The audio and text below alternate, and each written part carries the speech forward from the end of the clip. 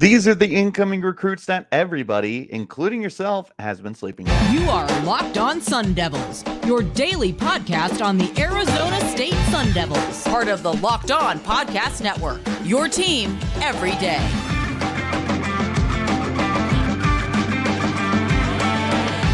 Welcome back to the Locked On Sun Devils podcast, part of the Locked On Podcast Network, your team every day. My name is Richie Bradshaw, and I will be your guide for everything Arizona State Sun Devils. Thanks as always for tuning in and making us your first listen of the day. And of course, a shout out to my everydayers who are here every day. Wherever you're getting your podcast, hit like, subscribe, and turn on notifications so you get an update whenever we post new content. You can stay in touch with that content by following me on Twitter. You can find me at RichieBrads36 and the podcast as well at LO_Sun Devils.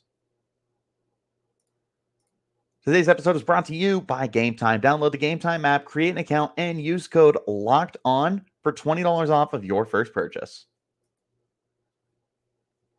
Ladies and gentlemen, boys and girls, the recruiting class for 2024 is all but signed. There is one player remaining that we are still waiting for him to officially sign his letter of intent, but otherwise there are 17 players coming to Arizona State as true freshmen, a couple of 4-stars, lots of 3-stars, some guys that are higher up on that 3-star level, but there's a lot of new guys coming in. And a lot of the conversation has been focused around the 2 4-stars. Of course, when you're looking at this class and you've got Jayden, Fortier, and Jason Brown, it's very easy to focus on them, and I'm very guilty of that. I am very, very guilty of that. It's also really easy to look at the transfer class that's coming in with guys like Raleek Brown and Kamari Wilson, and you look at that and you get really excited. But we would be doing a disservice to some of the other guys that are coming in to Arizona State as true freshmen.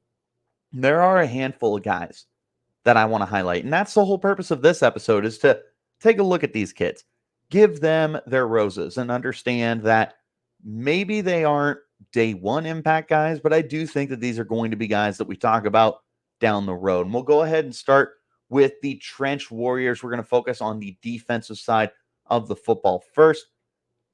I want to talk about James Giggey. Giggey is a defensive lineman / athlete from Bradshaw Mountain High School up in Prescott Valley. I do not claim Bradshaw Mountain. I wish I could. You know, there's just no relation, but I like to pretend that it's my mountain.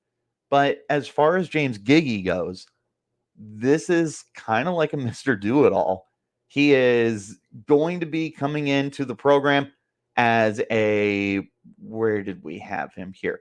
6'3", 245-pound defensive lineman, but he's also got use on both sides of the ball.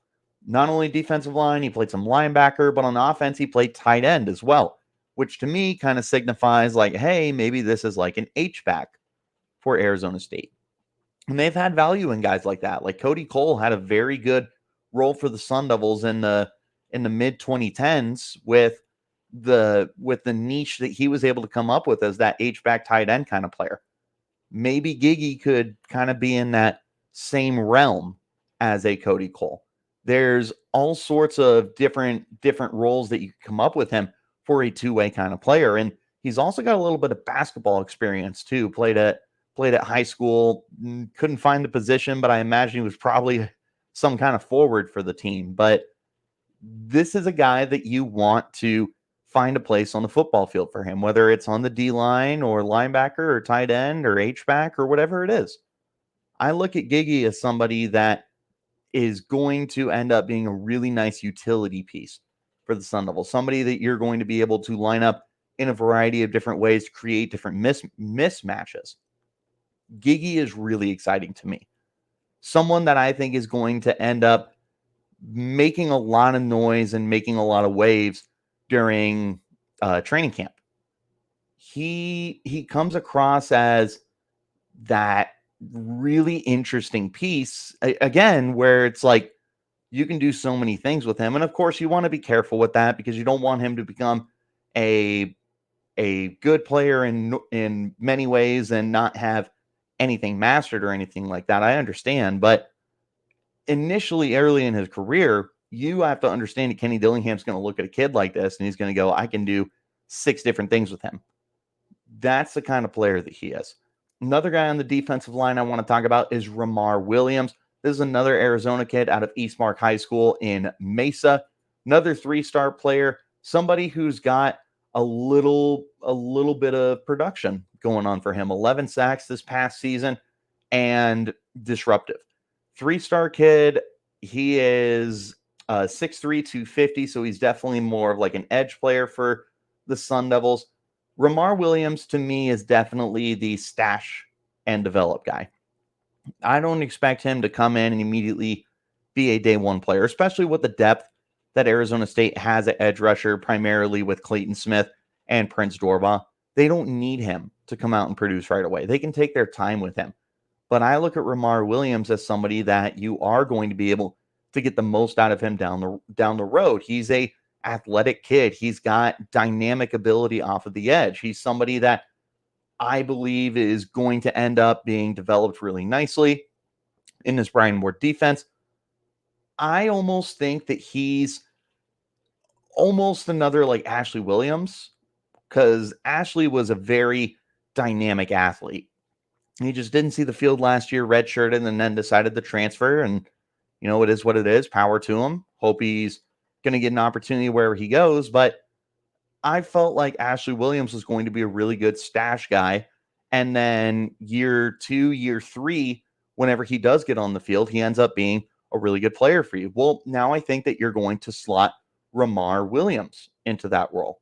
And he's going to be that guy that you stash away and you develop behind the scenes, especially with so many studs ahead of him, right? We mentioned Dorval. We mentioned Clayton Smith. There's Garen Stansbury. There's, oh man, off the top of my head, I can't even remember everybody that's coming back because there's been so much change. But nonetheless, you don't need to force Williams out, is the bottom line, just like you didn't have to with Ashley Williams last year. I think that's the situation that Williams is going to find himself in. And it's a very good situation to be in. Allows him to bulk up, allows him to learn the playbook, allows him to develop behind the scenes. And then when he is called upon in year 2 and year 3, provided he stays, he's going to end up flourishing. I think this is a guy we're not going to talk about in 2024. But I think in 2025, he's going to be on a lot of people's radars. And I think by 2026, he's going to be a starter for this team. Definitely someone that you should be keeping an eye on. But we're going to talk about more players inside the trenches that you should be keeping your eye on in just a moment. This is the Locked On Sun Devils podcast, part of the Locked On Podcast Network, your team every day. The NFL regular season might be wrapping up, but there's still time to get in on the action with FanDuel, America's #1 sportsbook. Right now, new customers get $150 in bonus bets guaranteed when you place a $5 bet. That's $150 in bonus bets, win or lose. The app is easy to use, and there's so many different ways that you can bet. There's live same-game parlays. You can also find bets in the new Explore tab, or you can make a parlay in the Parlay Hub. The best way to find those popular parlays and many more options. Visit FanDuel.com/lockedon and make your first bet a layup. FanDuel, official partner of the NFL. Again, wherever you're getting your podcast, hit like, subscribe, and turn on those notifications. A shout out to my everydayers who are here every day. And I got to recommend you guys to the Locked On Sports Today, not the podcast, the 24/7 streaming channel on YouTube. So all the biggest news stories of the day, you're going to be caught up to date on everything that's going on. Covers all 4 major sports. It's got all sorts of different shows that are rotated in for Locked On. It's our best national anchors and our analysis and all that good stuff. So if you like Locked On, definitely check out the 24/7 streaming channel on YouTube. It's a great way to get you through your long, grueling day at work. Back into our conversation, we're going to flip it over to the offensive side of the football, continuing to look at some of the trench warriors. And I could not pick a single guy here, especially because I don't have tape to really separate these 4. But I really don't think we're talking enough about the interior linemen. And there's 4 guys, 4, that are coming in for the team. The highest rated is Terrell Kim, coming out of Oregon. He is the number 4 prospect overall out of Oregon and the 40th overall at his position for the interior line, 6'3", 328. So in other words, he's ready to play. Terrell Kim's a plug-and-play guy. Will he be? Who knows?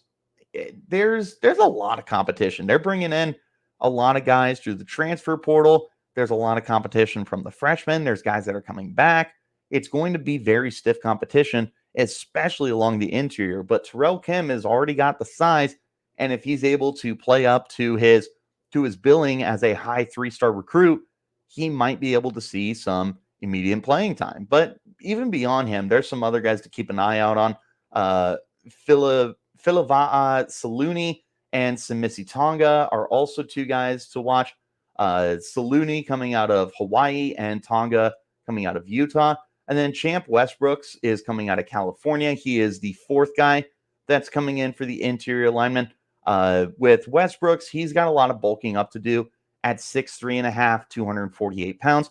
Tonga is another dude who's ready to be plug and play at 6'4", 310. And Saluni is 6'5", 272. Could definitely use a little bit of time to bulk up, get a proper nutrition plan, start squatting 1,000 pounds or bench pressing 600 or whatever it is that those offensive linemen can do that I can't even begin to dream about doing. They're going to be able to get these guys on a great plan to be able to get them to be starters down the road. But I think that between Tonga and Kim, you might have players who could see immediate playing time if for no other reason than they're already at a good play weight. Like these are plug and play guys because of their size, because of their build.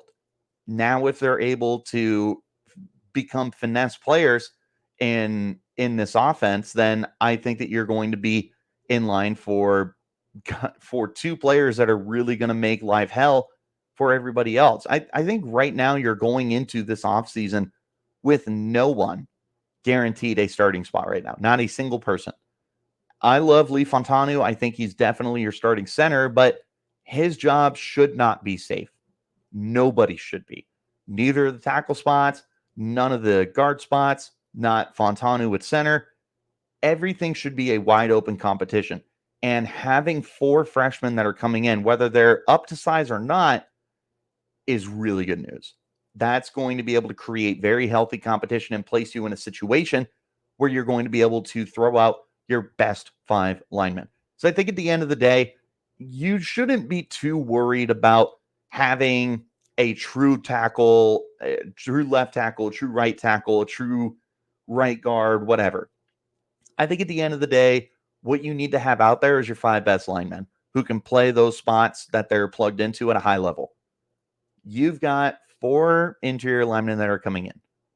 If they are able to strengthen the room, create good competition, and have that iron sharpens iron mentality, you're going to be in for a very successful offseason with developing that offensive line. Another guy I want to talk about, no longer in the trenches, we're going to be spreading out a little bit now, is Zechariah Sample. Sample is the athlete coming out of Texas. He is a 3-star kid, a real spark plug kid. That's what I tried to say. 5'9", 160. He's not your prototypical receiver. He's not your prototypical running back. He's very small, very light. Plenty of time to bulk him up for sure, but he's going to be coming in right now, and it's going to be a how do we get him involved kind of situation. This is probably someone that you redshirt, and that's not a bad thing at all. I believe, for one, that redshirting guys is more often than not a very good thing for young kids and for undersized kids and for guys that just aren't used to the college level. I mean, short of your like slam dunk 5-star guys or really high 4-stars, more often than not, I believe it's in the best interest of these freshmen to be able to take some time to learn the ropes and get practice snaps and get that on-field knowledge, not so much through playtime. I personally am of the belief with the freshmen that it's better for you, unless you're some superstar, to have opportunities to redshirt and to learn. This could be where you're at with Zechariah Sample. especially because you've got guys like Raleek Brown out there who are going to be in that same breath. But you're also looking for guys to be able to create an impact. And even at 160 pounds, Zechariah Sample might be that guy. In his career, he's averaging over 100 all-purpose yards. So rushing, receiving, and then punt return special teams in general. That's where I see him as being a very valuable asset for the Sun Devils, is looking at him as a special teams guy with the prowess to be able to break open the big play. The Sun Devils really saw some electric play on special teams from Elijah Badger this last year. Melquan Stovall, pretty solid, but the future of the program is going to be in question. And you also have Raleek Brown. So 2024, you should be set on special teams. But that doesn't mean that you don't need more guys back there, especially if Badger really starts to evolve. You might not want him on special teams. You might want to reserve him, right? This gives a guy like Zechariah Sample an opportunity to come onto the field and be that spark plug, right? He becomes somebody that you just put the ball in his hands and you let him create. He is a little bit of everything for you, but I absolutely see the pinnacle of his value as being a special teams ace for you, as somebody that you just want to be able to get him the ball in any which way, but especially on special teams where he's able to do so many different things. He's averaging over 30 yards on kick returns. He's averaging over 15 yards per punt return. I doesn't show me touchdowns that I can see on Max Preps, but I would be willing to assume that he's got at least one. But if I had a guy coming out and averaging 30 yards a kick return and 15 and a half yards per punt return, yeah, this is someone I want to get the ball into their hands early and often. There's a lot of really good weapons in this class. There's lots of really good interior linemen to be able to bulk up and fortify what was a weak unit last year. But there's one more player in particular who really, really catches my eye. And we're going to talk about him in just a moment. This is the Locked On Sun Devils podcast, part of the Locked On Podcast Network, your team every day. Want to talk to you about our friends over at Game Time now, because you shouldn't have to worry about getting your tickets at the last second to your big event or just in general. Game Time is the fast and easy way to buy your tickets for all your sports, music, comedy, and theater events near you with killer last-minute deals, all-in prices, views from your seat, and the best price guarantee. Game Time takes the guesswork out of buying your tickets. You can see your seat before you even buy, so you know exactly what to expect when you arrive. And those all-in prices, they're going to show you the total up front, and that way you know you're getting a great deal before you check out. Buying those tickets is easy. 2 simple taps, you get them in seconds. They have deals right up to the start of the event and even an hour after the event starts. It's the place to get and find last-minute tickets. Find exclusive flash deals and sponsored deals on tickets for football, basketball, baseball, concerts, comedy, theater, and more. Zone deals are available, so you pick the section. Game Time picks the seats for big-time savings, and that Game Time guarantee means you're always getting the best price, because if you find tickets in the same section and row for less, Game Time's going to credit you 110% of the difference. Take the guesswork out of buying tickets with Game Time. Download the Game Time app, create an account, and use code LOCKEDON for $20 off of your first purchase. Terms apply. Again, create an account and redeem code LOCKEDON for $20 off. Download Game Time today. Last-minute tickets, lowest prices guaranteed.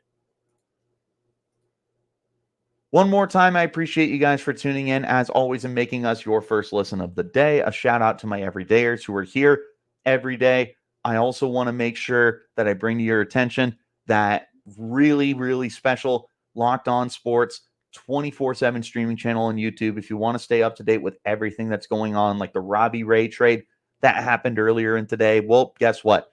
They're going to keep you up to date on that. Tune in, like, and subscribe. There is one player in this upcoming recruiting class who, to me, stands out amongst the rest. He is, first of all, a preferred walk-on, so not ranked, not somebody who the national media is aware of, And if you have not been able to guess who I'm talking about, let me fill you in. Navi Bruzon, quarterback from Liberty, which is right around the corner from me. Liberty High School. He's two-time Gatorade Arizona High School Player of the Year. He's a champion. He's a winner. He's productive. He can throw it. He can run it. Mr. Do-It-All. I know that a lot of people are going to look at Navi Bruzon and they're not going to be overly impressed with the way he's built. He's 5'11", 190. I get it. Not a lot of guys end up succeeding that are that small. It's just part of the stigma of everything. It's part of the, I don't want to call it analytics, but typically when you look at history and you're looking at quarterbacks that succeed versus quarterbacks that don't, a lot of times 5'11", 190 quarterbacks aren't getting it done. But times have changed. And Bruzon is somebody who has proven to be able to do things in spite of his size. He's somebody who's able to get things going through the air. He's got over 6,000 yards over the last 2 seasons. A whopping, in 3 seasons played, 75 touchdown passes against just 18 interceptions. He is completing over 71% of his passes, 16.5 yards per completion. I believe that's definitely not per attempt. If it is per attempt, then I'm absolutely blown away. And then for his overall quarterback rating, 137.9. That's obviously very skewed depending on everything that's going into it. I don't put too much into quarterback rating unless you're in the pros, and even then, very minuscule. But for what it's worth, really good quarterback rating. Over 200 yards per game in his 3 years. He is a stud. He gets it done through the air. He's also a really good runner. In fact, this past season, he was absolutely dynamic. 75 yards per game, 7.1 yards per carry, 972 rushing yards in 13 games, and 21 scores on the ground. So 53 total touchdowns in 13 games. And he led Liberty to one of their best seasons ever. It's a young school, but man, Navi Bruzon was just a godsend for them. Played otherworldly this year, and he's definitely somebody that Arizona State should be really happy that they got. To me, you're not only getting a quality, productive player in Bruzon, but you're also getting a guy who is going to be the epitome of the Activate the Valley movement. Bruzon is that example of Activate the Valley. He's the example of the local kid, the one who ends up becoming the hometown hero that Kenny Dillingham has described. If Bruzon ends up succeeding in any way, shape, or form, we're going to be talking about him forever. Look, Jayden Rashad is the future of this program for the foreseeable future. 2 years, 3 years, whatever. However long he decides to stay, he's the future of the program. But with that being said, Arizona State needs the depth behind him. They brought in, oh man, I can't even remember his name. I've been talking about him plenty. Through the transfer portal, Michigan State, I'll have it here, just Sam Leavitt. They brought in Sam Leavitt. Trenton Bourguet is still here. Jacob Conover is still here for now. I don't really know what's going on there. But eventually, they're going to need a primary backup quarterback. If Leavitt is that guy, awesome. Nothing is guaranteed. Bruzon could be that guy. At a minimum, Bruzon could end up becoming somebody who leads by example. Maybe he's the next Trenton Bourguet. Somebody who plays when called upon. Maybe he's elite. Maybe he's not. But he's going to be somebody that's going to be with the program, somebody who's going to build up his reputation, not only with Arizona State, but just around the Valley in general. Kenny Dillingham wants the emphasis on stay home, be that hometown hero, be the one that people talk about years down the road, and somebody who opens a business and everybody knows that Navi Bruzon is owning this business, right? That's what we want to see out of so many guys. But Navi is going to be one of the peak examples of this. This is the epitome of what Kenny Dillingham is trying to establish here at Arizona State. They want Navi Bruzon to end up being the poster boy for the Activate the Valley movement. Yes, we can talk 3 stars, 4 stars, 5 stars all day long. We can talk about it until we're blue in the face. We all want Cooper Perry. That's not a secret. We were all going hard on Elijah Rushing and all the other kids that were local in the Valley. It's no secret to talk about those guys. What is just as important is to talk about building reputation, building culture. Part of that is going after the kids who want to be here. It's not about talent at this point. It's not even talent. It's not about the rankings. Navi Bruzon could be a 5-star player, and we would be just as excited for keeping a kid in the Valley as we are for him being a preferred walk-on. At the end of the day, the rankings only mean so much. It gets us excited. The 5 stars, the 4 stars, whatever. But when you're bringing in guys that are more interested in building that culture, that are more interested in leaving an impact, in becoming leaders, in becoming veterans, in becoming staples of a program for 3 years, 4 years, 5 years, 6 years, whatever. This is the kind of potential I see with Navi Bruzon. And again, he could be a starter. Who knows? Who knows? A guy with his kind of production typically doesn't sit on the bench. But we'll see.